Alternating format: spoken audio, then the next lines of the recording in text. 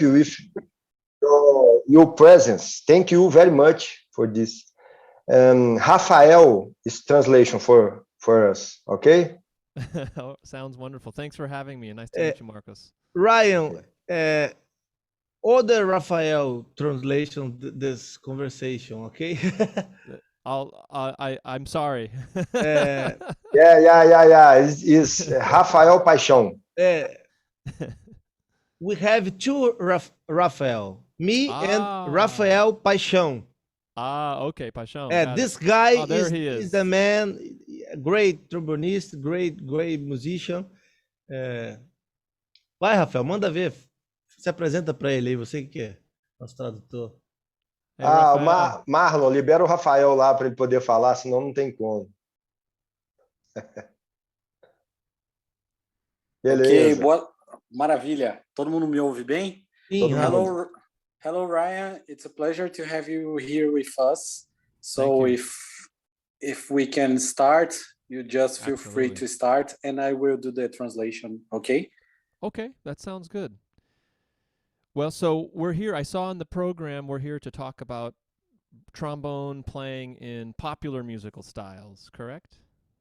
Yes, exactly. Então ele disse que ele viu na programação que hoje a gente vai conversar sobre o trombone popular, sobre formas de como se tocar o trombone.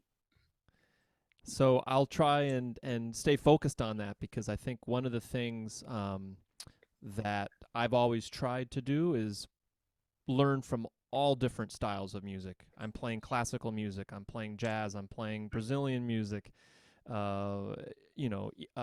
Balkan brass band music, everywhere where there's a trombone, I want to learn that language. Okay, that's great.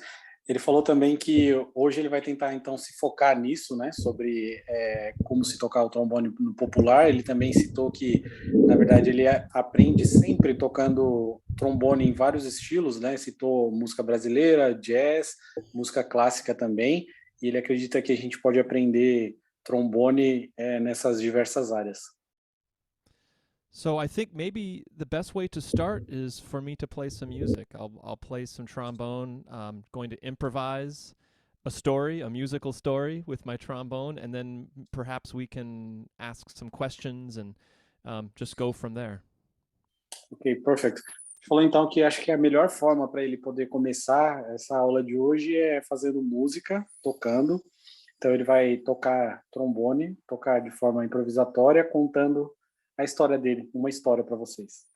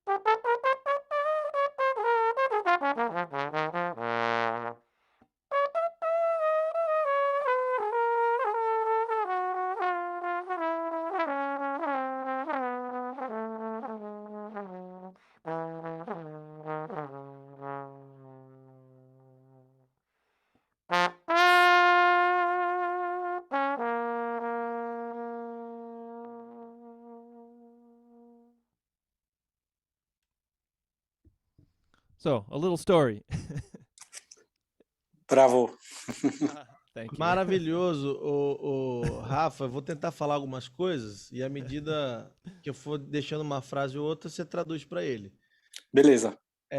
Eu queria saber dele se ele gostaria de tocar essa aula de uma forma assim, nós estamos assistindo uma aula dele, ou ele está disposto a ficar trocando essa ideia com a gente, assim, esse bate-bola. Vou perguntar para ele.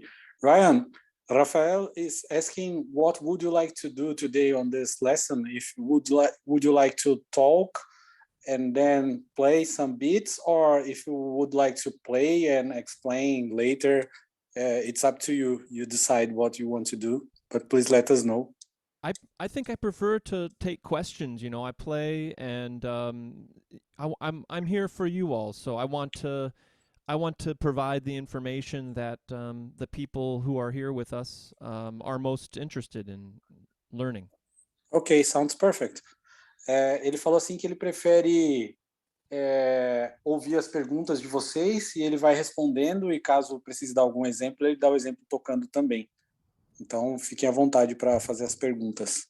Maravilha. Então, assim, como eu estou aqui meio que liderando isso aqui, né, para a gente, um porta-voz dos trombonistas, eu tenho várias perguntas para ele, que eu acho que também são perguntas de todo mundo, mas antes de qualquer coisa, assim, particularmente, eu queria que o Rafa traduzisse que ele é um trombonista muito diferenciado, né?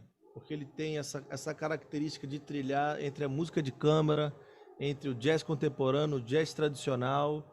Ele tem um improviso muito peculiar, muito original, e isso eu acho que é uma virtude tremenda de todos os trombonistas assim que eu já vi tocar em qualquer lugar do mundo. Vou traduzir então. So Ryan, first of all, Rafael wants to tell to everybody and also to you that it's a pleasure for him and also for us to have you here with us, because in his opinion, you are an outstanding trombone player, and you have a differential that you can play chamber music, you can play jazz and contemporary jazz, and you have a unique way of improvisation, and for sure we all can learn a lot from you from today's lesson. So first of all, we say thank you. Thank you. I feel the same way, though. I think I mentioned to Rafael in an email that I share a deep, deep love for Brazilian music and for Brazilian culture and Brazilian trombone playing. And I feel the same way. I feel like there's so much for me to learn from you and your music. So it's an honor for me to be here. Ok, great. Ele falou que ele sentiu mesmo. Para ele é uma honra também poder estar aqui hoje, né? E também poder... ele também tem um carinho muito especial pela música brasileira, né? Pela música que o Rafa faz também. Então, para ele está sendo um momento de muita honra poder estar aqui compartilhando também. Ok. Uma frase aqui do nosso amigo Pedro Aristides, que eu acho que é importantíssima. A coisa mais importante nesse momento para a gente, talvez, é ouvir um pouco da história dele. Apesar de que eu já conheço, que eu sou fã dele há bastante tempo, Mas eu acho que é importante ele trazer um pouco da trajetória dele, de como é que ele começou, tal, até hoje, assim, um resumo. Okay, so Ryan, one of our musicians here from Brazil is asking you to please tell us about your story. How did you start on the trombone? And for sure, Rafael already knows it, but we don't know your story. So if you could share a bit with us, Yeah. Thank you. Absolutely. Well, I'm very lucky because my family is very, very musical. My father is a trumpet professor at a university, and my mother is a church pianist and music director. My grandparents are music educators, and even my sisters play music. So actually, when I was growing up, we had a family band. Our family had bass drums, pianos, trombone, trumpet. Everyone sang. So I was very, very lucky because of that.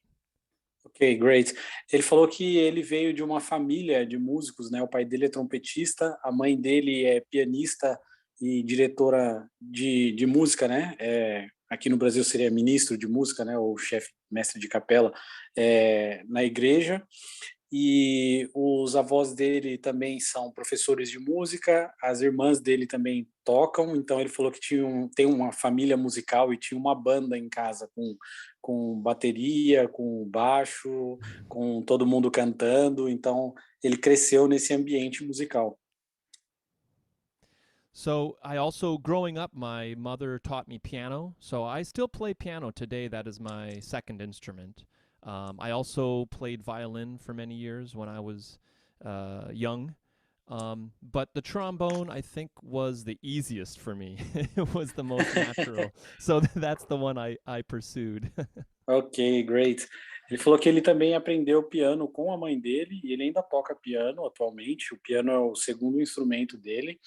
Ele também aprendeu um pouco de violino quando mais jovem, mas ele disse que desses três, o trombone foi o que ele se familiarizou mais. Ele falou que foi o mais fácil, o mais natural para ele poder tocar, então ele acabou virando trombonista. So I decided to pursue music as a profession, as a life calling, and I moved to New York City. I actually grew up on the West Coast of America, so far, far away from New York, and very different culture. So it was scary for me actually to move to New York, the big city. And I moved here to go to college. So I went to college at Manhattan School of Music, and I studied with Steve Toure. And after that, I went to the Juilliard School, and I studied with Wycliffe Gordon. Ok, nice. Ele falou assim que ele se mudou para Nova York. Agora só uma confusão, porque eu não sei a diferença entre East and West. Eu não sei se é leste ou oeste, mas ele veio do outro lado dos Estados Unidos para Nova York, se mudou para o outro lado para Nova York. E lá em Nova York ele estudou na Manhattan School of Music com Steve Toure. E depois ele estudou na Juilliard com Wycliffe Gordon. Porque ele é de Indiana, né? Tá, ok. Entendeu? Por isso que ele fez essa costa oeste, para costa oeste. Tá. Ok, ele vai continuar, né? Eu imagino. Ok, so Ryan, you can keep going, please. Okay.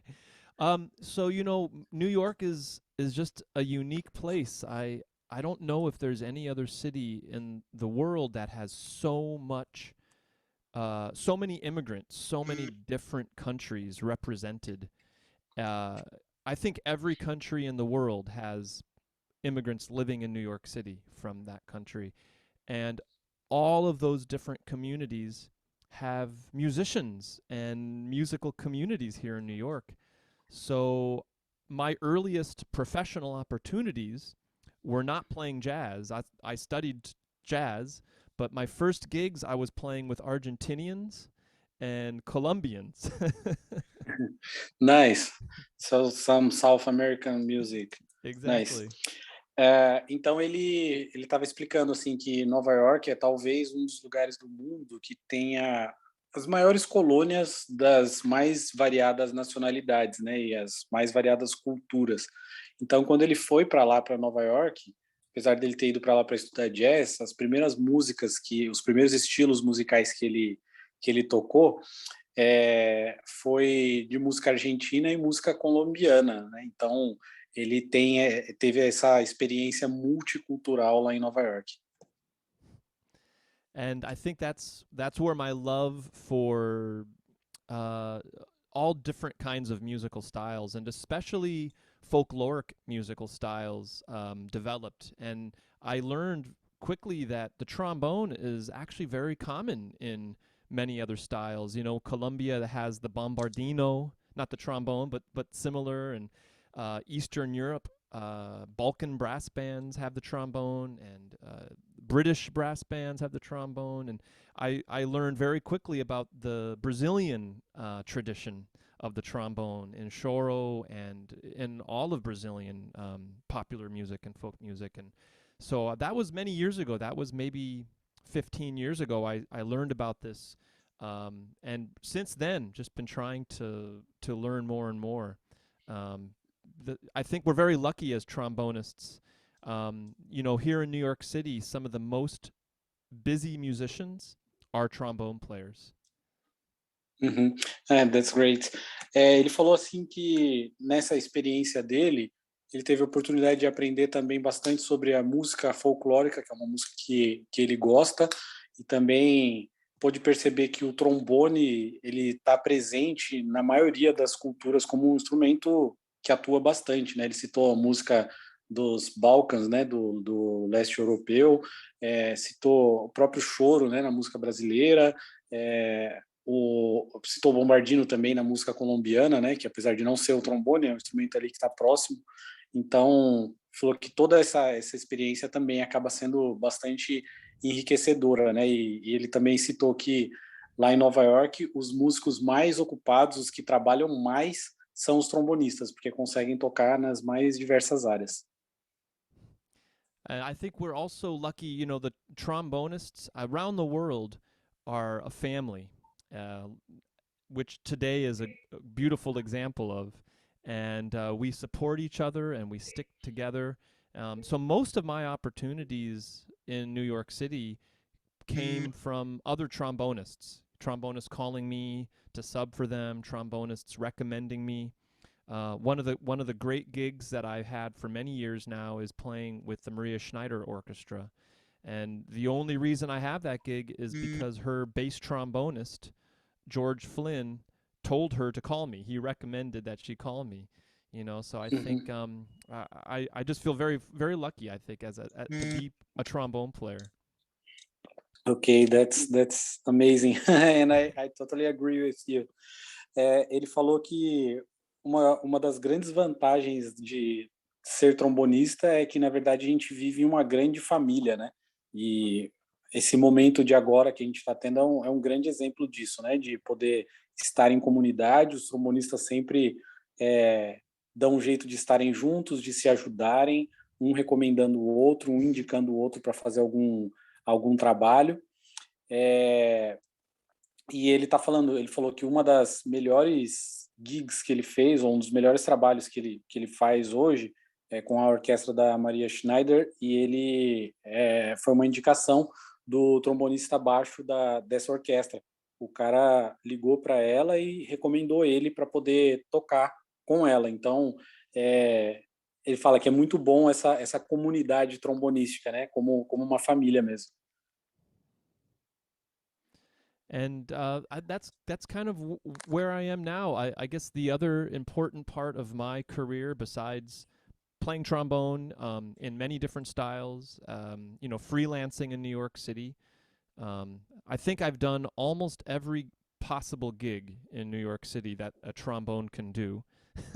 The other thing, though, that I do a lot of, in fact, I'm here right now in my office, is I teach. I teach at universities in New York. I'm teaching here at this school. This is a public university. And then I also am teaching now at Manhattan School of Music as the jazz trombone instructor there. So those are kind of my two lives. Okay, that's perfect. Ele falou que outra coisa que ele faz também, né, que ele dá aulas também. ele dá aula na Manhattan e dá aula nessa escola pública que ele está agora aí, então ele tem a oportunidade de ter essas duas vidas, né, podendo trabalhar como músico, freelancer, né, e também como professor. Ele também disse que ele fez em Nova York, ele teve a oportunidade de fazer praticamente tudo que um trombonista pode fazer ali tocando. So that's my story. It's a very beautiful short story. No, it's a beautiful story. Thank you very much for sharing with us. Yeah, my pleasure. My pleasure. Pode falar, I Rafa. I will say I'll add one more thing, that one of the benefits of teaching at a university is we often have access to grant money.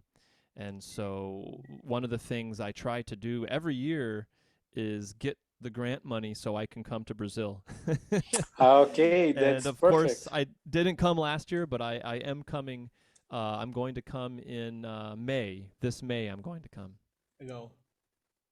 Ok, sounds perfect. Uma outra coisa que ele falou sobre ser professor universitário é que ele consegue também esse dinheiro, esses prêmios, né, em dinheiro para poder viajar, e ele não veio esse ano para o Brasil, mas no próximo mês de maio de 2022 ele vai vir para o Brasil. Então, uma oportunidade aí para quem não conhece pessoalmente, conhecê-lo.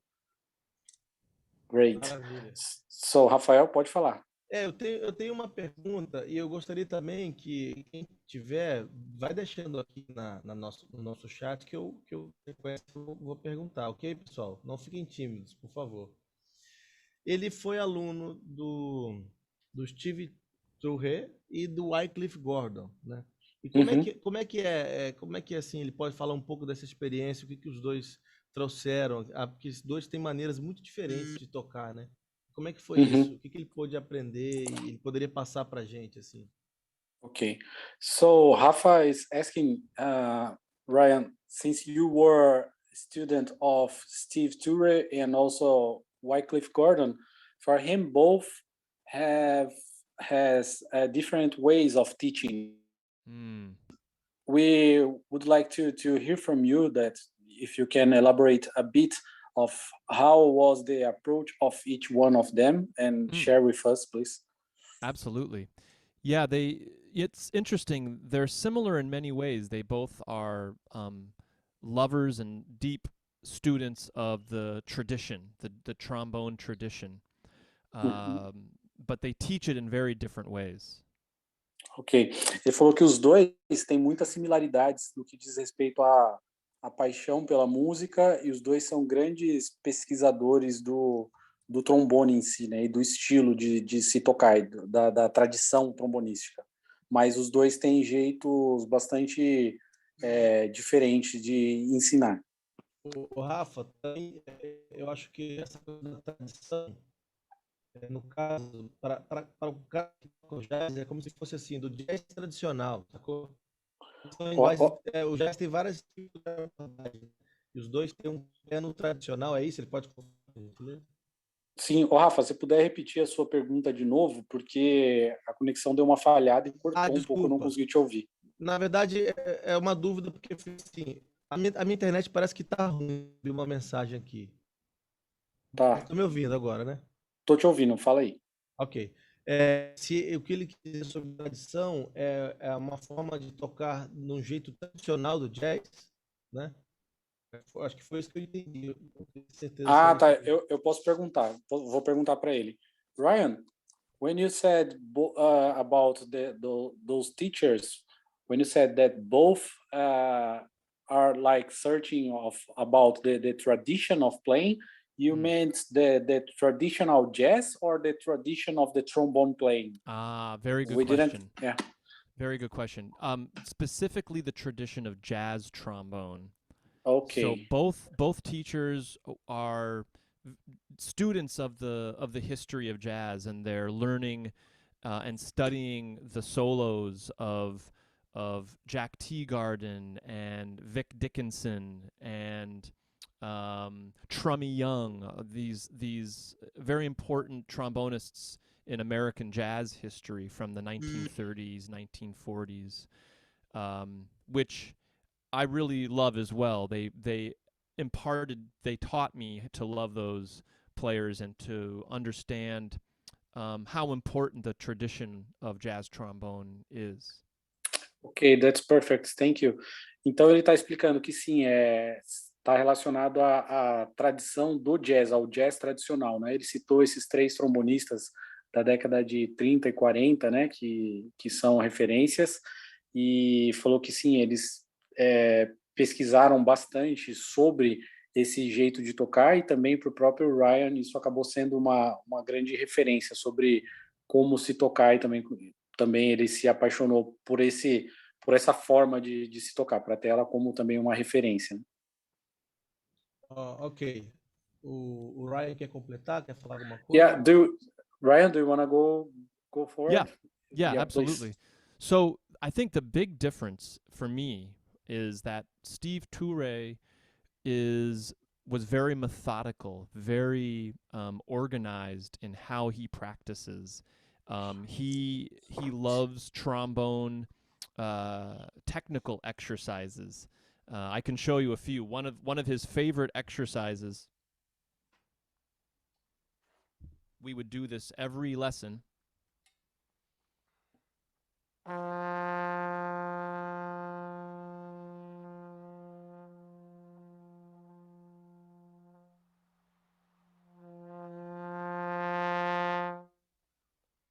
These long tones getting so quiet, the sound disappears. It goes into the bell, and you hold it there, and then you get loud again.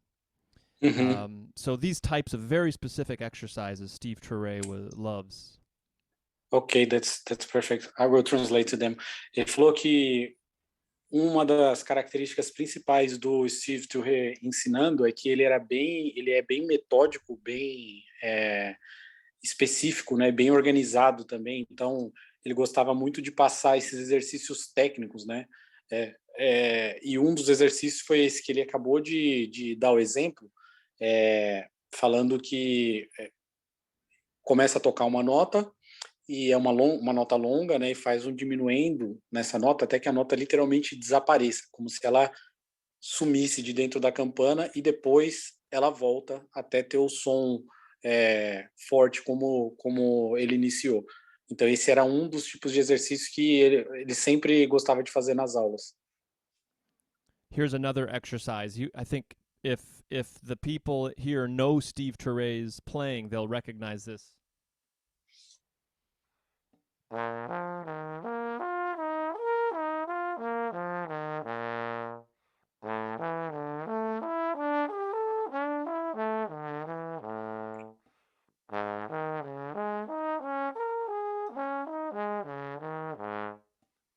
Something like that.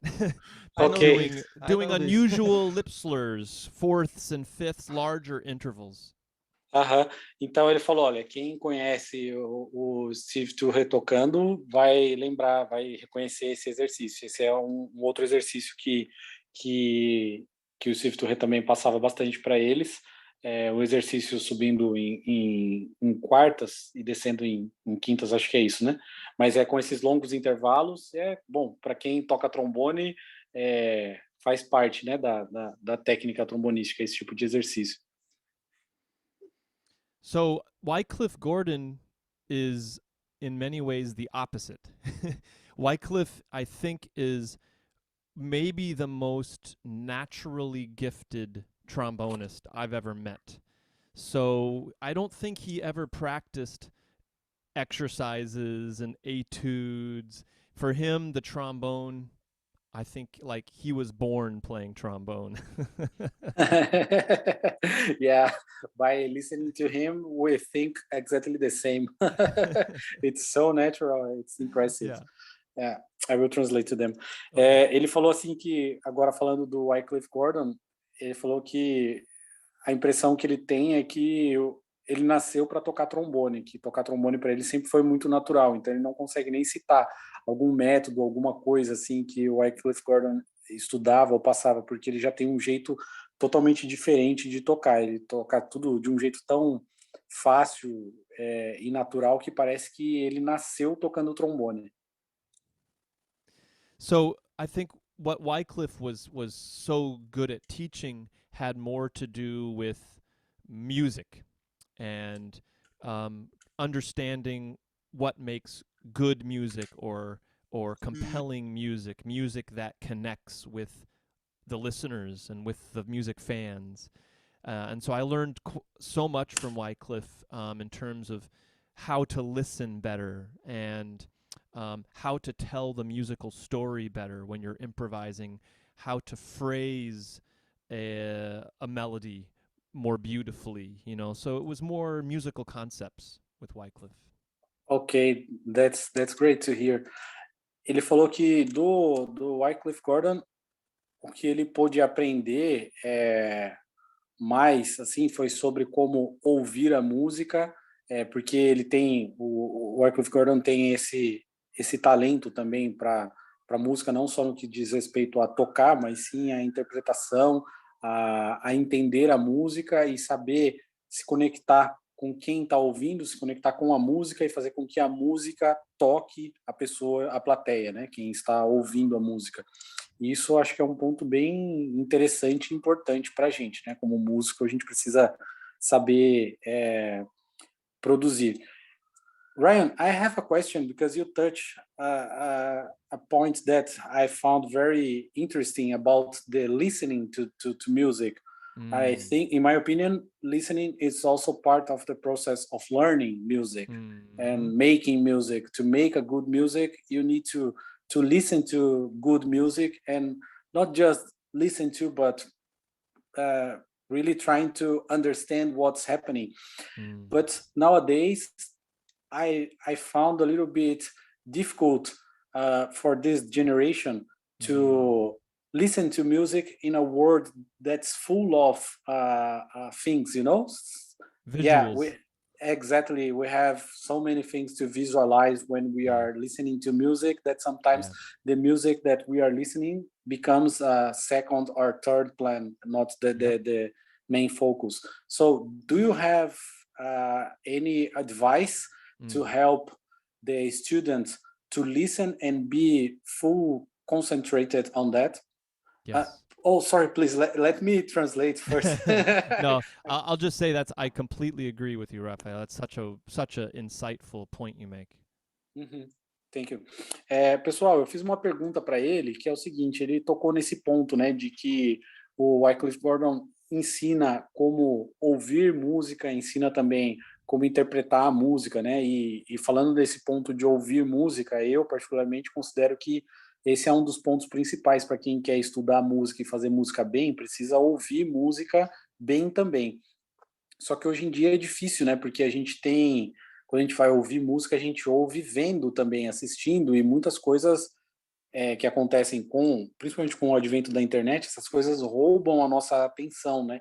E aí, às vezes, a música que a gente quer ouvir acaba ficando em segundo ou terceiro plano e a gente acaba não completando esse processo de aprendizado. Então, eu perguntei para ele se ele teria alguma dica para poder passar para a gente sobre como ouvir música de uma forma focada para poder aprender ouvindo música mesmo. So, please, go ahead, Ryan. Well, so I'll start by saying I think listening for students is the most important thing, more than anything else. And the reason for that is, as a student, when you're trying to get better and you're trying to learn how to play higher and lower and more beautifully, just better in every way, you can only achieve what you hear. You can only do what you are able to hear the details of. And we all listen differently. We all hear different things. The details that you and I hear are going to be different than the details a young person hears. And so for me as an educator, I consider it my number one job to try and teach students how to listen better. Yeah, that's a great answer. Ele falou que, para ele considera como o requisito número 1, o requisito principal para quem vai aprender música é conseguir ouvir música bem. porque uma vez que você consegue ouvir música bem, você vai ser capaz de reproduzir. Então ele falou que o principal atributo para que você seja capaz de reproduzir uma música bem é você conseguir entender os detalhes que acontecem em uma interpretação. E aí esses detalhes depois podem ser passados para sua própria interpretação. Então, isso é algo que ele tenta ensinar para os alunos dele desde o princípio, como a regra número 1, como ouvir música bem, ouvir de uma forma atenta. So be careful because I can talk about this all day long. Yeah, that's a very, very interesting point. So I think the trombonists here can understand that because when they're trying to develop their tone, we'll just talk about tone. When you first start playing trombone, you don't know what is a good tone or a bad tone. You have to hear the masters and you have to hear the best tones.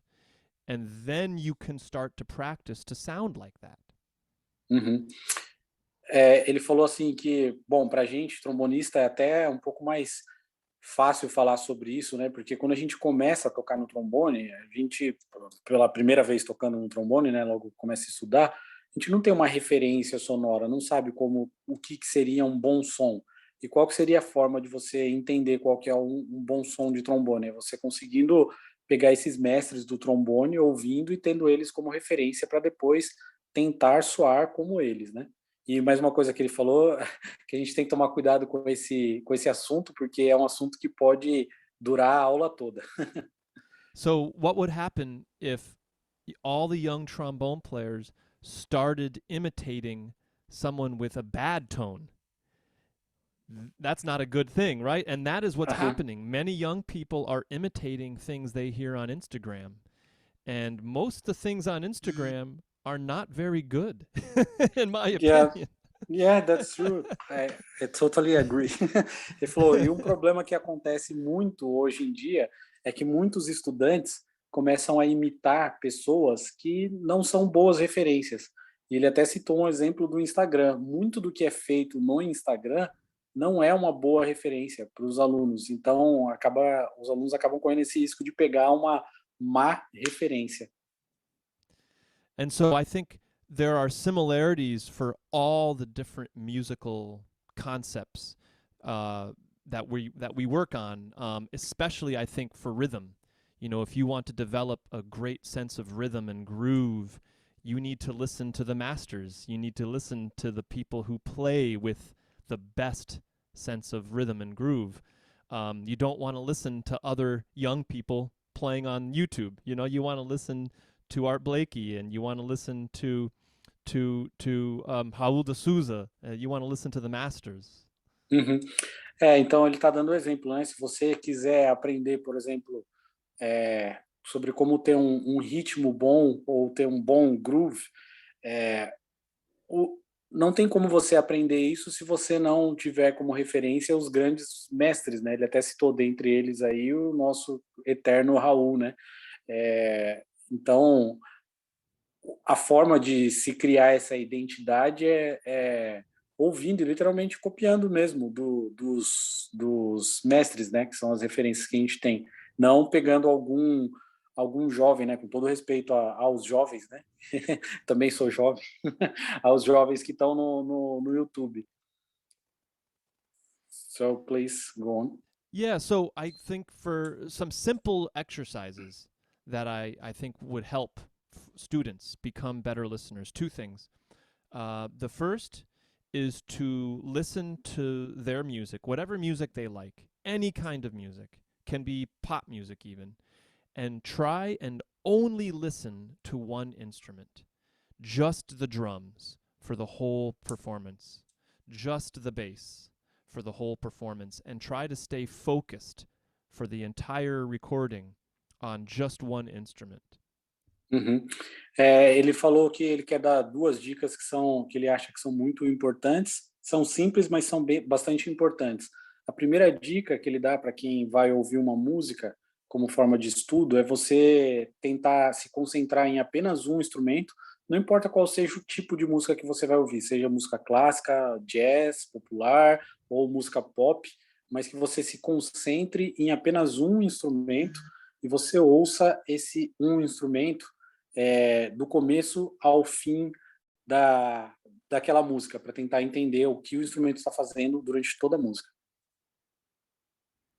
Another thing they can do is, well, very important actually, this is something they always should do, is close their eyes. When they're listening and they want to learn and they want to really hear the detail, they have to close their eyes.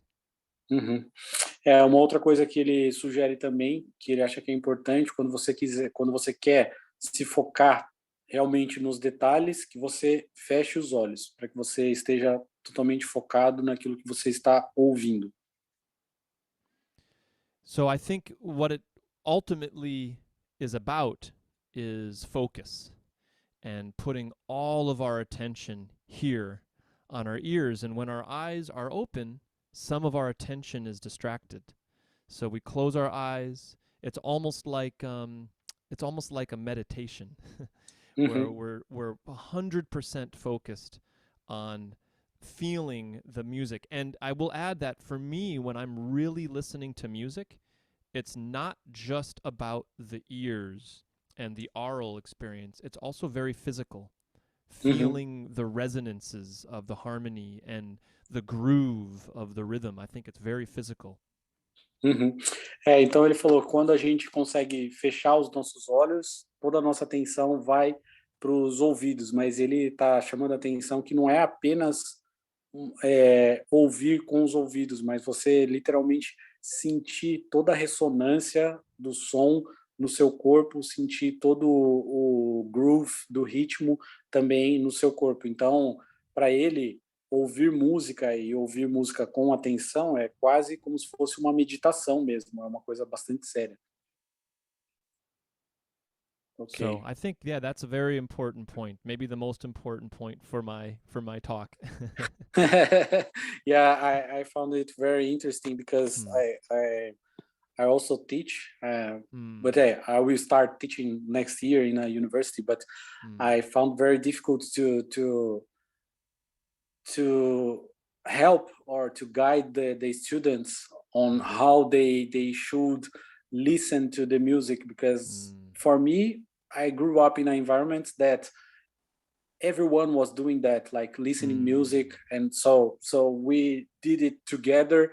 And then after the moments that we listened to the music, we talked a little bit about the interpretation, what we like it, what we didn't like about the interpretation. So for me it was kind of natural, but today I found very difficult, maybe also because of the internet, because there are so many things that can rob our attention, and then it's hard to be focused on one thing. So that's a very good point. I'll add one more thing they can do. I think that would be easy, because I bet everybody here is listening to lots of trombone. Is try and listen for the differences and similarities. Compare two different trombonists and see if you can't describe, or, well, at least hear, but maybe also describe, like you said, talk about how those trombonists compare, and get into the details of the sound, the tone, the timbre, the groove and the rhythm, the type of language, the shapes of their melodies, the types of rhythms they use, the details. Ok, perfect. Bom, então eu expliquei para ele também que eu cresci num ambiente onde era meio comum, assim, isso por conta até do Carlinhos, o Carlos Freitas, ele foi meu professor de trombone. Nesse ambiente que eu cresci, a gente ouvia música e ouvia música juntos, né? Tinha um momento da aula que ele ligava lá e colocava uma música pra gente ouvir, todo mundo atento, né? Naquela época não tinha celular, WhatsApp, e aí a gente ouvia e depois comentava sobre a música, né? Então, isso era importante. E ele falou que uma outra dica que ele daria também pra gente, quando a gente for ouvir a música, de repente pegar uma mesma música e ouvir com dois intérpretes diferentes e tentar fazer comparações, talvez comentando mesmo, ou pelo menos tentar perceber quais são as similaridades ou as diferenças entre a interpretação de cada um, no que diz respeito ao som, à articulação, ao timbre, ao jeito de se tocar em si, né? Isso também ajuda a desenvolver o nosso senso crítico. Okay, I think we have another question here, Yes, please. Ryan. I will ask Rafa to read the question for us, Okay. and then I translate to you, okay? Okay, sounds great. Rafa, você tá por aí? Oi, pessoal, tudo bem? Tô na área. Minha internet tá boa, tá falhando? Como é que tá aí, Rafa? Tá excelente. Tá, o Pedro comentou há pouco sobre o Steve Turr e o Wycliffe, mas eu acho que ele já falou bastante sobre isso. Eu vou tocar um pouco mais para frente. O Jonas perguntou como ele aborda e se prepara as diferentes facetas, né, da performance dele, como por exemplo, ele toca com a Maria Schneider e depois toca com um grupo reverso, que tem cello, que tem piano, uma formação diferente. Como é que ele se prepara para essas maneiras diferentes de tocar? Assim? Esse grupo reverso é o nome do grupo dele? Ele tem um trabalho com um grupo chamado Reverso, Ah, tá, mas é esse nome literal mesmo, né? Reverso. Ah, beleza. So, right here from Jonathan about how do you approach to play on different types of music? For example, you play with Maria Schneider's orchestra, and then later you have to play with your ensemble. I think it's Ensemble Reverso, or I don't know the name. Yes. But yeah, those are quite complete, quite different ways of playing or ways of music making. So how do you approach on each one of them?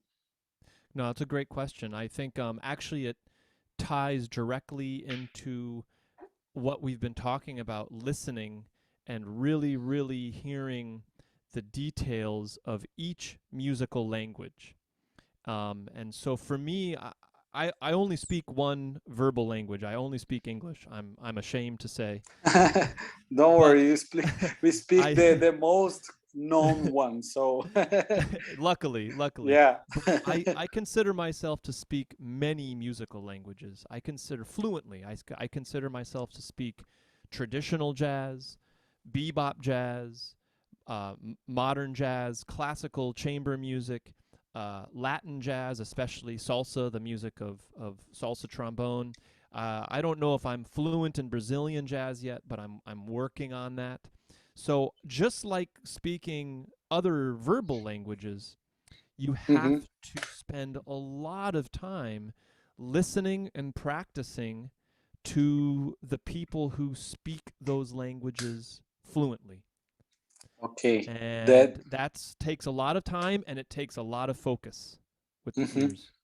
Yeah, that's perfect.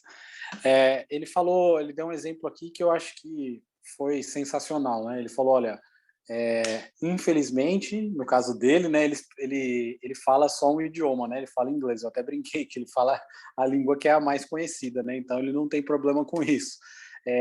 Mas ele falou, na música, ele tem sorte de poder falar fluentemente vários idiomas, né? Como o jazz tradicional, o jazz contemporâneo, o bebop jazz, música latina. Ele falou, ele ainda não sabe se ele é tão fluente na música, no jazz brasileiro, mas ele está estudando muito isso, e o que ele fala é que esses idiomas são literalmente iguais a idiomas verbais que a gente fala, né? Então, não tem como você ser fluente em um idioma se você não passa muito tempo ouvindo esse idioma e se você não passa muito tempo com pessoas que falem bem esse idioma. Então, o exemplo que ele deu acho que foi perfeito, né? No caso dele, como ele trabalha junto com as pessoas que fazem esse tipo de música e ele trabalha se dedicando a isso, né? A entender e conseguir tocar, falar, né? Falar com o trombone nesse idioma, isso acaba sendo mais fácil. E isso requer também, como ele disse, muito foco, né? Yeah, that's it. That's great. Great So, answer. you know, like with Maria Schneider, when she called me, this was many years ago, I was much younger. When she called me to play, I spent, I think, every day for hours for about a month listening to her music, playing along with it, trying to hear their vibrato, trying to hear the way they phrased and moved the air, trying to hear the way the tone colors they used, because it's very different from other big bands. You know, it's very different from Duke Ellington or Count Basie, which I also speak those languages. Ok, perfect. Ele falou que quando ele foi convidado para tocar com a Maria Schneider, ele ficou pelo menos um mês ouvindo as músicas dela, ouvindo e ouvindo, tocando junto com o CD, mas não só simplesmente tocando, mas tentando entender como que era o vibrato, como que era a condução das frases, como que era a qualidade sonora, o tipo de sonoridade, né? Porque tudo isso faz diferença até ele conseguir entender bem qual que era o idioma, né? Ele até citou, né, que é bastante diferente de bandas como o Duke Ellington, por exemplo, né? E ele também falou que ele também fala esse idioma. Então é bem interessante, né? Yeah, I can demonstrate. I think with Maria's music, it's very kind of even and full, not much vibrato, very smooth. So something like this. Some people will probably recognize this song.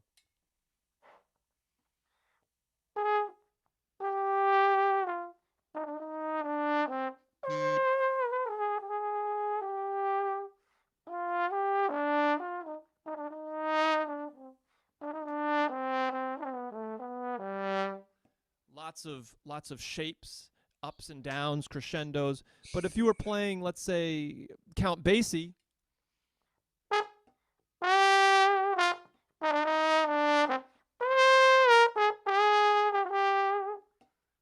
different kinds of vibrato, you know, every language has its own details. And so those are the details I'm always listening for. Ok. Então ele acabou dando exemplo aí, né? Ele tocou uma melodia no estilo da Maria Schneider e depois tocou a mesma melodia no estilo do Count Basie. E aí vocês podem perceber as diferenças, né? Nesse caso da Maria Schneider, a música tem essas formas, tem esses movimentos, né? De crescendo, de decrescendo, talvez um pouco mais pro lírico, melódico, e com bem pouco vibrato, né? Já diferente do Count Basie, que a música acaba sendo um pouquinho mais intensa e tendo um pouco mais de vibrato, né? And reverso, I love my project with reverso is we call that chamber jazz, because actually when I'm playing in that ensemble, I'm trying to play very classical with a classical sound. You know, whatever that means to people, it's, I think, different, totally different from jazz for sure. And my background is I grew up playing classical music in orchestras and wind ensembles. So for me, that's really, really fun because I don't get to play classical music here in New York very often. I see. Ele falou que o trabalho dele com o reverso é um trabalho que já é o oposto, né? Ele pensa, na verdade, que ele está fazendo música de câmara, jazz em versão de música de câmara. Então, ele tenta usar uma sonoridade que está mais próxima pro clássico, né? Ele começou estudando música clássica e então ele tem esse background clássico, né? E apesar dele não tocar música clássica muito frequentemente lá em Nova York, ele ainda assim tem essa experiência com o grupo de música de câmara. Yeah, that's very interesting, Ryan. In my case, it's exactly the opposite. I started with the popular music, the Brazilian music, and then I became a classical trombone player. Wow, that's awesome. Yeah, interesting. Yeah, very. So let me check if there are more questions. Yeah, it looks like there's lots of questions. Yes, let's see. Vai lá, Rafa. Nós temos, sim, perguntas do Caleb aqui, que ele fala: Ryan, você tem um jeito muito amplo e plural de tocar. Para você, qual a importância de transcrever coisas de outros instrumentos melódicos, além do trombone? Okay, so Ryan, there's a guy here saying that you have a very plural way or a multi-faces way of playing, and he finds that very interesting. And he's asking if you think it's important or how important it is for you to write or transcribe, I don't know this word in English, maybe it's transcribed, the versions of other instruments playing, and then you play it. Okay. Well, number one, I will say I think I love that word plural. I think that's a very good description. Because for me, and this is what the beauty of the internet. The internet's not all bad. The internet has opened our eyes and our ears to so many different styles, and now I think in 2021 there is no more need for categories and no more need for names of styles. It's all happening everywhere all the time. That's true. Bom, a primeira coisa que ele falou é que ele acha essa palavra plural muito boa, né? Porque ela descreve bem o que está acontecendo hoje em dia, né? A internet não tem só coisas ruins, na verdade tem muitas coisas boas, ela abriu muitas portas para a gente, e hoje em dia todos os estilos eles estão tão presentes aqui para a gente que fica difícil a gente determinar e dizer um nome, né? A gente consegue dizer que tudo é música, tudo está interligado, né? Então, para ele isso é extremamente importante. And I will also add that for me and my career in New York City, having that attitude of wanting to learn many different languages, that allowed me to stay very, very busy as a freelancer, and every day playing a different kind of music with different people, oftentimes different languages, verbal languages being spoken, and it's such an interesting career to have. And I think especially today it's very important for young people because there are not many careers that allow you to only play one style. Those are very rare. Ele acabou de falar uma coisa bem importante, né? Traduzindo o que ele falou no final, hoje ele acha que é muito raro existir uma carreira onde você toque só um estilo de música e você seja bem sucedido.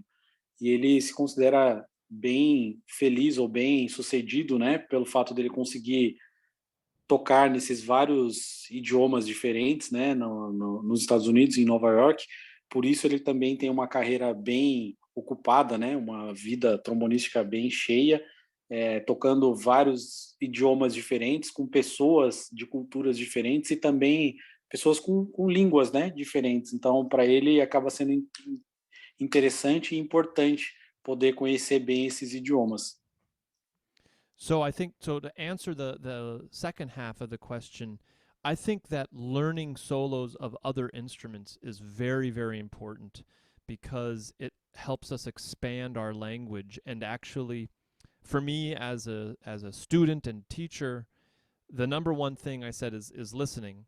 But the second thing that we should all be working on is expanding our vocabulary, musical vocabulary. So if you're only learning from trombonists, your vocabulary will be limited. That's just a fact. So for me, I learned so many solos from saxophone players and trumpet players and piano players. That's really, really important, I think. Yeah, that's a great answer. Ele falou que o primeiro ponto que ele tinha falado na aula, né, que ele considera muito importante é ouvir, e agora respondendo a segunda parte da pergunta que foi feita, ele vai falar também de um outro ponto que ele acha que é importante, que quando a gente domina um idioma, não basta apenas dominar o idioma, mas também é muito importante que a gente consiga expandir o vocabulário. E não tem como a gente expandir o nosso vocabulário se a gente só ouve trombonistas. Então, nosso vocabulário acaba sendo limitado. Por isso que ele acha importante ouvir, transcrever solos de outros instrumentos também, para que esse vocabulário seja cada vez mais expandido. I'll have one other final thought on that. For me personally, I think the most important part of that process is the memorization, the listening, and the internalization of the solo or of the music. I don't think writing it down, notating it, is as important. That's great, but I think the most important thing is internalizing it and learning it on your instrument, using your ears. Então ele quis adicionar mais um detalhe que ele acha bastante relevante nesse assunto, que é o fato de você conseguir memorizar, e não só memorizar, mas internalizar aquele solo, aquela melodia. Mais importante do que você conseguir escrever o solo, ou transcrever o solo, que é bom, muito bom, mais importante que isso é você internalizar como aquele solo é tocado, como ele foi interpretado, porque isso acaba exigindo também da sua habilidade de ouvir. Yeah, great question. Yeah, and great answer, thank you. So, Rafa, manda aí, se tiver mais perguntas. Eu tenho outra pergunta que vai fugir um pouco desse assunto, mas eu queria fazer uma pergunta nesse assunto antes da gente trocar. Tá. Existe uma polêmica, eu não sei se lá nos Estados Unidos isso é levantado, né, essa bola, mas aqui no Brasil se discute muito a questão da transcrição ou a não transcrição. Se tem como a pessoa transcrever e realmente buscar a sua autenticidade e saber usar aquele vocabulário a seu favor e não ficar simplesmente copiando, né, uma série de outros caras, porque, por exemplo, quando ele toca, eu não fico ouvindo outros trombonistas, eu sinto que ele tem influência de outros trombonistas, mas eu não sei se a academia ela consegue, se isso é uma tática da academia de produzir alunos rapidamente, ó, tá vendo, ele tá tocando, vai misturando uma porrada de coisas, ou se isso atrapalha a busca da sua própria autenticidade, assim, eu queria saber a opinião dele. Tá, vou perguntar. So, Ryan, that's a little bit complex question, but yeah, let's see if I can translate I have properly. confidence. Yeah. And yeah, I have confidence in you, but not in me. Let's see. Yeah, this subject is a little bit polemic here, because yeah, sometimes when we talk about transcription of solos, and especially on the academy, Rafael says that sometimes it's a little bit risky, because when you are transcribing a solo and asking a student to play the solo, could be a risk that he is just copying the person who is the first one to play the solo, and then it becomes like a copy, or he doesn't know if it's a strategy from the academy to make people play faster, and then they can mix all the styles and become another way of playing, or a new player. But in your opinion, I don't know if you got exactly the question. In your opinion, what's the good things about it, and what are the risks on it? Well, I definitely understand the concern, and I think that if a student, I think that ultimately, for me, I'm not worried about that, because the students who are going to become professional musicians will avoid playing like someone else. I think that just happens naturally when someone has the ability, the gifts of being a musician and becoming a professional musician. I think ultimately we all find our own voice. But I will say that I like to compare learning solos, transcribing solos, learning them on the instrument, with studying a foreign language and mimicking someone who's speaking that language fluently. And many of you who speak great English, that's how you learn. The best thing is to come to America or go to somewhere where they're speaking English, and you try to speak it just like them. You're copying them, you're mimicking them, and then ultimately, when you become fluent, you can now form your own ideas, and you can tell your own stories with that new language. And so I think it's exactly the same thing when we're studying transcribed solos. We're just looking to build our vocabulary and become fluent in that language, because then we can tell our own stories. Yeah, that's perfect. Então, Rafa, a resposta dele, ele falou que ele entende muito bem a preocupação que existe, né? Mas, na opinião dele, ele não se preocupa com isso, com relação aos músicos que querem estudar e se profissionalizarem na música, né? Porque ele acredita que esse é um processo natural do aprendizado, né? Você vai aprender copiando, e uma vez que você consegue copiar bem aquele idioma, você vai depois ter ferramentas para colocar a sua própria personalidade naquilo, né? E é exatamente como se fosse um idioma mesmo. Quando você vai aprender um novo idioma, você precisa ir para o lugar onde eles falam fluentemente e você vai acabar aprendendo, copiando, imitando mesmo as formas de falar, os detalhes, né? Os trejeitos. E aí depois, com o passar do tempo, você vai criando a sua própria identidade, né? Então é um processo bastante natural. Então para ele não vê isso como um grande problema, apesar de ele entender a nossa preocupação. Claro, Foi? maravilha. Beleza. Ótimo, ótimo. Legal, né? Ótimo. Tem uma pergunta do nosso presidente, muito boa. Ele faz essa divisão, a academia e a música do aprendizado informal, né? Da rua, vamos dizer assim. No caso dele, que passou pela academia, qual seria a importância de cada uma dessas fontes de informação, né? Na formação dele? E se elas são complementares, né? O que ele acha dessa coisa da música da rua e da música da academia? Se elas conseguem trabalhar de uma forma positiva, né? E qual a diferença? Não sei, porque ele teve dois professores, né? Pelo que Uhum. eu percebi, o Wycliffe Sim. Gordon, ele tem mais essa coisa de uma forma mais antiga, de você sentar e aprender com o músico do lado, né? Uhum. E o outro já era uma coisa meio acadêmica, né? Então acho que Sim. ele passou por isso, então seria ótimo ele poder trazer isso pra gente. Aham. Sim, sim. Our president Marcos he has a very good question about the differences and also all the benefits on each of the learnings. For example, here in Brazil, I think also there in US, you have quite the same experience. Here in Brazil, we have in many places the learning on the streets, not in the academy. We learn from our teacher, like sitting next to him and trying to copy him, or just living together with him, like you know the how do you say, the artisan, when he wants to learn, he's always there looking how the master does it, and then he start doing that. And then in the academy we have some methods or some ways of learning.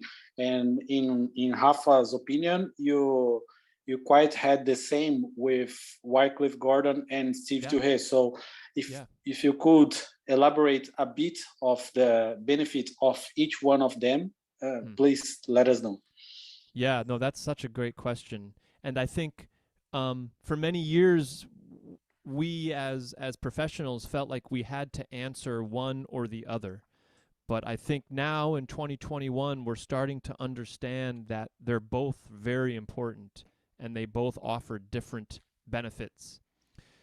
So for me, you need the academy now, because if you want to be a professional musician, you have to be an amazing sight reader, and you have to have amazing control over your instrument, perfect intonation, perfect sound, so you can blend.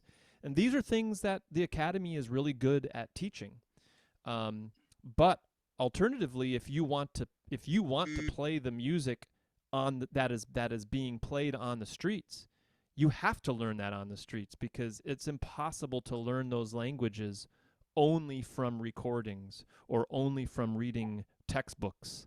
I mean, that we know how silly that would be. You have to learn from the source on the streets. So I think you absolutely need both. And yeah, I agree. I was very, very lucky with my teachers and also with my career getting both, because most of what I know now, I learned on the streets, in quotation marks. I learned it playing with other professionals. But the academy taught me the fundamentals of my instrument, and they taught me the fundamentals of theory, music theory, and notation. And the academy taught me how to learn. I think that's very, it teaches us how to learn, and then when we graduate, we keep learning forever. Our whole lives we keep learning. Yeah, that's amazing. Perfect. A resposta dele também foi tão boa quanto a pergunta. Ele falou que as duas partes são muito importantes, tanto o aprendizado que a gente pode dizer fora da academia, né, quanto o aprendizado na academia. E hoje em dia, ele citou ainda 2021, né, fica difícil a gente separar essas duas coisas, porque as duas são importantes. Na rua, a gente acaba aprendendo como falar realmente o idioma, né? A gente aprende como se a gente estivesse ali na rua, a gente vai aprender as gírias que são mais usadas, né? E vai conseguir falar igual, né? E também criar as nossas próprias gírias, né? A nossa própria linguagem. E na academia, a gente vai aprender coisas que são muito importantes também, né? Como, por exemplo, ele deu um exemplo da notação, ou a qualidade sonora, a qualidade de articulação, mas não tem como aprender sobre a interpretação sem esse contato direto com a música que é feita lá fora, né? Então, não dá para aprender fazer a música da rua só olhando os textos, né? Então, assim, os dois acabam sendo importantes e, de certa forma, ele vê a academia como um ambiente que te ensina a aprender. Então, uma vez que, ou pelo menos ele vê que esse é o dever da academia, né? Te ensinar a aprender, para que quando você se graduar, você saia de lá capaz de ir aprendendo e vai passar o resto da sua vida aprendendo. So that's it. Maravilhosa resposta. Maravilhosa. Yeah, wonderful answer, Ryan. Thank you very much. My pleasure. No, good questions. These are Yeah. fun questions. Making me think. That's true. A gente Fala aí, Rafa. assim, eu queria saber assim, eu não queria me estender muito, já temos 1h20, né? Mas vou fazer mais uma pergunta. Quem quiser, a hora é agora, pessoal, para a gente também não tomar muito tempo dele, né? O que a gente imaginou foi mais ou menos 1h30, né? Se ele se empolgar muito, 2 horas, mas eu não queria também, né? Como é que eu posso dizer? Abusar, né? Da boa vontade dele. Eu posso até perguntar para ele, Rafa, quanto tempo ele tem ainda, só para saber. Fica à vontade, vai lá. Ryan, we wouldn't like to bother you so much and take so much of your time. So please let us know how much time do you have? I'm good, man. As long as yeah, I'm good. Let's keep going. These are great questions. Okay, that's perfect. So I know there's Rafa, more questions too. So yes, exactly. So Rafa has some more questions from the guys here. Ok. O Pedro X me mandou uma coisa aqui. Uma coisa meio histórica, assim, né? Que ele talvez saiba de coisas dos pormenores ali que a gente não chega pra gente. Mas que o Steve Turner andou muito próximo do J.J. Johnson no final da carreira do J.J. E se ele tem acesso a algumas coisas assim que a gente não sabe, assim, da história do jazz, desse relacionamento aí. Ah, tá. So Ryan, Pedro Aristides, a very, very nice trombone player here and a great person, a great trombone player here from Brazil. He is saying that he knows that you had a very good contact on the latest days of J.J. Johnson here. And he wants to know if you have something special from him to share with us, any anecdotes or something that you found interesting on the time that you spent with him. That's a great question. Well, I'll start by saying that JJ is my number one hero, and that's not only because I love his trombone playing. He has, in my opinion, the perfect sound and just incredible musicianship. His intonation, his time, his logic in his melodies and his improvisations. But also he was an incredible composer and arranger. JJ wrote for many years. He arranged for Hollywood movies and Hollywood television shows even. That's nice to know. I didn't know that. Ele falou, olha, em primeiro lugar, ele queria dizer que o J.J. Johnson é o herói dele, é o herói número 1 dele, e não só como trombonista, né? Como trombonista, assim, é claro, né? Pela perfeição do som, né? Ele define o som do J.J. Johnson como um som perfeito. A improvisação dele, a coerência musical dele, a coerência das frases, né? Do diálogo musical do J.J. Johnson é algo fabuloso, né? Mas ele cita também não só essa qualidade dele como instrumentista, mas também como arranjador e compositor.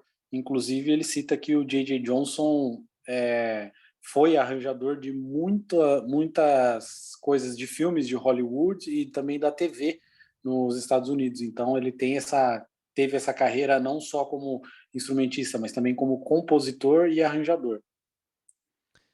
And so I think for me, the thing I still think about a lot is his sound, and I oftentimes practice his melodies. There's one of my favorite melodies is called El Camino Real, Mm-hmm. and I still try to play it, and I try to sound exactly like him with the articulation and the way he moves the air and the vibrato and the tone. Try it again.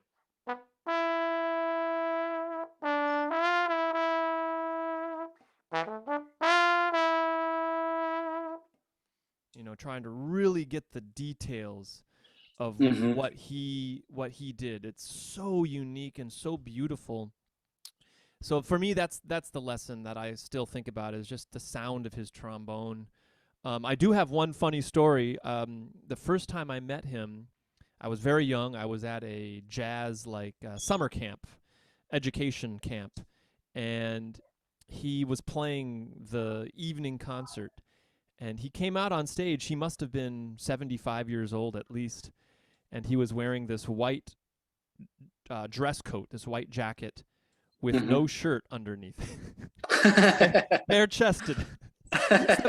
75 years old. I said, this man has confidence. That's nice. Ele estava falando assim, né? Primeiro ele deu o exemplo dessa melodia, né, que ele tocou, e muitas vezes ele tenta tocar a melodia e soar como o J.J. Johnson, né, tentando copiar esse vibrato e esses detalhes que tem, né, no jeito de se tocar, o movimento do ar, o controle do ar, o controle do som, né, que é uma coisa única do J.J. Johnson e é uma referência, né, para todos, né, sejam trombonistas da área do popular ou do erudito, né, ele é uma grande referência. E ele lembrou de uma história engraçada para falar sobre o J.J. Johnson, né? Que ele foi fazer um summer camp, tipo um festival, né? Festival de verão. E o J.J. Johnson era um dos artistas lá, né? E um dos dias ele ia tocar num concerto. Ele acha que naquela época o J.J. Johnson tinha 75 anos e ele entrou para tocar no palco, né, à noite, no concerto. Ele estava só com uma jaqueta, né, como se fosse um paletó branco, mas só o paletó, sem a camisa, com o peito de fora. Ele falou, ó, esse cara tem confiança, hein? 75 anos, chegar no concerto vestido assim, esse cara tem muita autoconfiança. That's a very nice story. Essa eu não sabia. Muito bom. Tem mais perguntas. Ele tá a fim de responder? Sim, ele falou que tá de boa, pode mandar. Olha só, uma pergunta técnica. Ryan, você poderia falar sobre a carga de emissão de ar e domínio da língua? A melhor relação entre a emissão de ar e o uso da língua? Okay. Yeah, that's a very good question. I think for any trombone player, could be classical player or jazz player or whatever. The question is, what is the right combination between the amount of air and then the amount of tongue that you put into there to play or to make the note or the sound? Wow. I've never thought about describing that. Because for me it's the sound. I'm going for a sound, and like I said, because we are good listeners and we're listening to the best, we're emulating the best. I'm just trying to make it sound the same as JJ, sound the same as Joe Alessi, whoever you're emulating. But I will say I think that there is a balance of everything. I think the best trombone playing is when things are in balance. So you need some tension. You need some tension here in your diaphragm. You need some tension here in your embouchure. but just enough, because if there's too much tension, now the air is constricted or the body is tight. Balance, you want enough tongue so that the point of the note is clear and precise and round, but not too much, because then it can become overbearing. It can become too forceful, too accented. So for me, I'm always thinking about trying to find balance. And a lot of my time now is spent thinking about my body and finding where is the tension in my body, almost like yoga or meditation, and trying to find the tension, because we all carry it in different places. And when I find it, when I'm practicing, I'm just focusing on trying to stay relaxed with wherever I found the tension. Ok, perfect. Bom, então nessa resposta dele, ele falou que ele particularmente nunca pensa dessa forma, né, em tentar achar qual é a quantidade certa de ar ou a quantidade certa de língua que ele precisaria usar, né, porque ele sempre aprendeu dessa forma, tentando ouvir, sendo um bom ouvinte de música para depois conseguir reproduzir essa música. E aí ele tentava sempre soar igual aos músicos que ele estava tentando ouvir. E talvez o que ele encontra como a melhor resposta para isso é falar a respeito do equilíbrio, né? Porque tudo aquilo que está em equilíbrio vai funcionar bem. Então, se você acaba tendo um volume de ar que é demasiado, pode soar pesado demais. Ou se você tem muita língua, pode soar pesado demais também. Então, ele sempre tenta pensar como ponto de referência principal o equilíbrio. E esse equilíbrio serve para tudo, né? Ele sabe que quando a gente vai tocar, existe alguma tensão, né? Existe uma tensão que é feita no abdômen e também na musculatura que envolve o diafragma, né?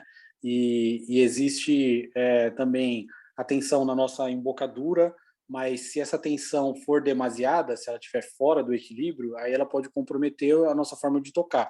Então, o que ele tem buscado ultimamente é tocar e estudar pensando muito sobre o corpo, quase como se fosse um treinamento de yoga, porque aí ele consegue entender melhor aonde estão as tensões que ele está fazendo e aonde estão as tensões que não são necessárias, e aí ele consegue eliminar essas tensões e tocar de uma forma cada vez mais relaxada. And I can give an example. Recently, I discovered some tension that for many, many years I didn't know I had. And many people here in the US are taught to play with their eyes closed when we're improvising. And I realized not too long ago that if I close my eyes too tightly, like squinting them, it actually affects the muscles here in my cheeks all the way down into my embouchure. And it changes your embouchure. So recently I've been trying to play with less, either with my eyes open or just with less tension, trying to stay relaxed in the face and the eyes. Very interesting. Ele falou um ponto aqui muito interessante, que é o seguinte: ele descobriu recentemente que ele estava usando uma tensão demasiada em um ponto que ele nunca tinha reparado. Isso foi uma descoberta bastante recente. Ele falou, normalmente os alunos aqui, ou os músicos aqui, são ensinados, aqui não, lá em Nova York, né, são ensinados a improvisar com os olhos fechados. Só que ele percebeu que fechando os olhos, como ele fechava antigamente, ele fechava o olho de uma forma um pouco mais tensa. E essa tensão no olho fechado, ela passava também para a musculatura aqui da bochecha e logo ia para a musculatura da embocadura. Então, hoje ele está atento a isso e ele tenta ou improvisar com os olhos abertos ou mesmo que ele seja com o olho fechado de uma forma mais gentil, mais tranquila, para que não exista essa tensão na musculatura e assim ele consiga soar ainda mais leve, mais relaxado. Yeah, great. Maravilhoso, maravilhoso isso. Isso acho que é uma dica para qualquer trombonista de qualquer estilo, né? Exatamente. Yeah, Rafa just said that's an advice that works for every musician, every trombone player, even being classical or jazz player, it works Definitely. For everyone. Yeah. definitely. O Rafa, eu acho que a gente já pode ir encerrando, né? Eu queria agradecer o Ryan pelo tempo dele, que eu sei que ele é um cara muito ocupado, ele é professor, ele é um arranjador, ele é compositor, enfim. E para a gente foi muito valioso, muito mesmo, ter esse contato com ele, essa oportunidade de aprender com ele. E a gente espera que ele possa vir um dia, quando acabar toda essa pandemia, a gente se vê aqui pessoalmente, ter ele aqui conosco, né? Vai ser um prazer para todos nós. Okay, beleza. So Ryan, I think we've done here with all the questions, and Rafa, and also I, and myself, and also Marcos, the president of the Trombone Association of Brazil. We would like to thank you because you shared your time with us. As Rafa said, you are a musician, a teacher, arranger, composer, and so you have many things to do, and you decided to share your time with us. So we really appreciate that, and we are looking forward to have you here in Brazil with us, maybe on next May, right? This May, I will definitely be in Sao Paulo. Actually, when my last visit in Brazil before the pandemic, I recorded a Brazilian jazz album with musicians from Sao Paulo. And so we're releasing that album finally this spring, and we'll be performing in Sao Paulo, promoting the album, and then I hope to also perform in Rio as well. So definitely those two cities. And actually, I've never been to any other cities, so I really want to explore more of Brazil. I want to go to Belo Horizonte, and I want to go to the northern part of Brazil. You know, I want to hear some folkloric music. So I'm hoping, you know, to explore the country more. Yeah, you are more than welcome, and for sure you will love it. Right, Recife, I definitely want to go to Recife. Yes, you must go there. If you go to Belo Horizonte, you will meet Marcos Flávio. He's a great choro playing, so he plays amazing, so you will enjoy a lot. And also going up north, you will see so many great musicians also in São Paulo and in Rio. Rafa is in Rio now, so you can also meet the greatest trombone players we have here in Brazil. So we are more than welcome to come. So thank you very, very much for sharing your time, and we hope to see you soon. Yeah, you will, definitely. Thank you all for having me. It was a pleasure. Okay.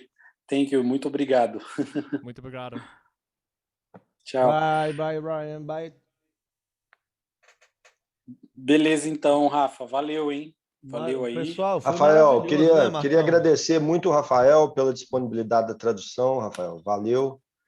Tem aqui no chat, aqui o Serjão está falando, parabéns pela tradução, sua memória é excelente. O Rafa lembra de tudo. Pô, pergunta grandona, né, bicho? Obrigado aí, obrigado, Rafael. Eu sei que você, né, também é um cara super ocupado e você tirar esse tempo também para mediar, sempre com essa elegância aí. Pô, imagina. Muito obrigado, a ABT, agradece demais. Você é uma referência para nós e vai ser, né? Sempre. Rafael, Rafael Paixão, né? Valeu pela tradução aí, sempre com a gente também. Muito obrigado aí. Lembrando que o Rafael também é da comissão do concurso, né, Rafael? Se você quiser falar algumas coisas aí sobre o concurso, já teve os finalistas, né? Bom, a gente já teve os finalistas do concurso. Dessa vez tem 4 trombonistas tenores e 2 baixos, né?